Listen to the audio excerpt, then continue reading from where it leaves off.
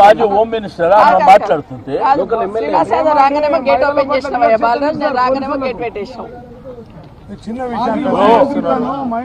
ఈరోజు రాష్ట్రంలో మాట్లాడాక హరీష్ అన్న మాట్లాడుతున్న తర్వాత తీసేసుకోండి, మాకేం అభ్యంతరం లేదు. మేము ఈడ మాట్లాడిన ఒకటే, గేట్ బయట మాట్లాడుతున్నాం, మాకు ఈడ మాట్లాడిన ఒకటే, బయట మాట్లాడిన ఒకటే, అభ్యంతరం ఏం లేదు. గత వారం రోజుల నుండి చూస్తా ఉన్నాం, వారం రోజుల నుండి చూస్తా ఉన్నాం. ఈరోజు రాష్ట్రంలో జరుగుతున్న తంతు తెలంగాణ రాష్ట్ర ప్రజలందరూ గమనిస్తా ఉన్నారు. ఈరోజు హరీష్ రావు గారికి, అదే ఆర్ఎస్ ప్రవీణ్ గారు, మిగతా వాళ్ళందరి అరెస్టును ఖండిస్తూ ఉన్నాం.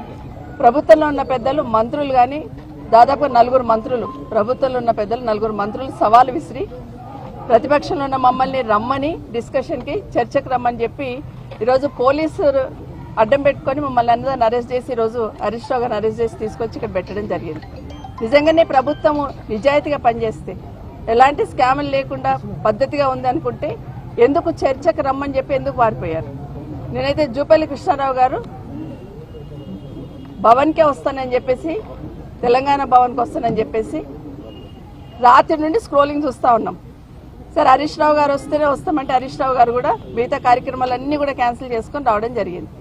మరి అరెస్ట్ చేసి హరీష్ రావు గారిని, మిగతా వాళ్ళందరినీ అరెస్ట్ చేసి తీసుకొచ్చి మంత్రులను మాత్రం గన్ పార్క్ దగ్గరికి పంపించున్నారు కదా. ఇది తెలంగాణ ప్రజలు గమనిస్తలేరా? ఏమడుగుతున్నాం? గురుకులాలలో పేద బిడ్డలకు జరుగుతున్న దాంట్లో స్కామ్ జరిగింది అంటున్నాం. ఆర్ఎస్ ప్రవీణ్ గారు చెప్పారు, సెకండ్ రోజు మేము వస్తాం, మీరు చర్చకు రండి అంటే మీతో మాట్లాడడం, హరీష్ రావు గారు వస్తే, కేటీఆర్ గారు వస్తే మాట్లాడతామన్నారు. మరి హరీష్ రావు గారు వచ్చారు కదా, ఎందుకు చర్చించకుండా పారిపోయారు? ఉత్తర ప్రగల్భాలు పలుకుతూ ఈరోజు చర్చకు పిలిచి ఎందుకు పారిపోయారు? నిజంగానే ఈరోజు పేద బిడ్డలకు సంబంధించిన దాంట్లో ఎంత అవినీతి జరిగింది అనేది ఒక్కొక్కటి చెప్తూ గత వారం రోజుల నుండి కొప్పుల ఈశ్వర్ గారు కానీ, ఆర్ఎస్ ప్రవీణ్ గారు కానీ ఒక్కొక్క దాని మీద చెప్తూ ఉన్నారు. తెలంగాణలో ఉన్న తెలంగాణ బిడ్డలను కాదని ఎక్కడో బయట వాళ్ళకి ఇచ్చినారు అనేది కూడా చెప్పినారు. ఒక ట్రంక్ పెట్టెల దాంట్లో స్కామే, అట్లే బంక్ పెట్టెల దాంట్లో స్కామే, ప్రతి దాంట్లో కూడా స్కామ్ చేస్తున్నారు. ఇవి పేద బిడ్డలకు చెందాల్సింది ఖచ్చితంగా అన్యాయం జరగొద్దని ఈరోజు బీఆర్ఎస్ పార్టీ తరఫున ప్రశ్నించడమే పాపం అన్నట్టు ఈ రాష్ట్రంలో జరుగుతూ ఉంది.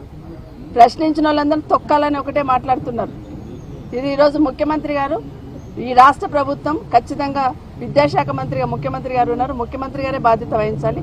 ఒకే సంక్షేమ శాఖ మంత్రులు ఉన్నా కూడా విద్యాశాఖ తరఫున ముఖ్యమంత్రి గారు ఉన్నారు. ఈరోజు మరి సంక్షేమ శాఖల తరఫున మంత్రులందరూ వచ్చి మేము మాట్లాడతామన్నప్పుడు మమ్మల్ని ఎందుకు అలౌ చేయరే మరి చర్చించడానికి? హరీష్ రావు గారు 3 మంత్రులకు ఫోన్ చేస్తే కూడా ఫోన్ లిఫ్ట్ చేయలేదంటేనే ఏ విధంగా ఈ ప్రభుత్వం తోక ముడుచుకొని పోతుంది అనేది స్పష్టంగా అర్థమవుతుంది. ఇప్పటికైనా తెలంగాణ రాష్ట్ర ప్రజలు గమనిస్తూ ఉన్నారు. ఏది చూసినా స్కామే, ఎక్కడ చూసినా దోపిడీ చేయాలని ఒకటి, అడిగిన వాళ్ళని తిట్టడం తప్పిస్తే ఇంకోటి ప్రభుత్వానికి లేదనేది వాస్తవం. ఇప్పటికైనా ఈ రాష్ట్రంలో ఉన్న మంత్రులు మీరే పిలిచినారు చర్చకు, మీరే వెనక్కిపోయినారు అంటే ఖచ్చితంగా అవినీతి జరిగింది. 2000 కోట్ల స్కామ్ జరిగింది అనేది వాస్తవం. ఇప్పటికైనా దాన్ని పాల్పడ్డ వాళ్ళ మీద ఖచ్చితంగా యాక్షన్ తీసుకోవాలి. ఇప్పటికి మరి చర్చకు ఆ మాటకు ముందు చర్చిస్తాం, అసెంబ్లీకి రమ్మంటాడు ముఖ్యమంత్రి గారు. మరి చర్చిస్తామంటే ఎందుకు రావట్లేదు? మీరే పిలిచారు, మేము రెడీగా ఉన్నాము, సాక్ష్యాలన్నీ తీసుకొస్తాం, మీకు చూపిస్తామని చెప్తే ఎందుకు రావట్లేదు? నిన్న కాక మొన్న ముఖ్యమంత్రి గారు మాట్లాడితే చర్చ పెడదాం, అసెంబ్లీలో వస్తారా అన్నారు.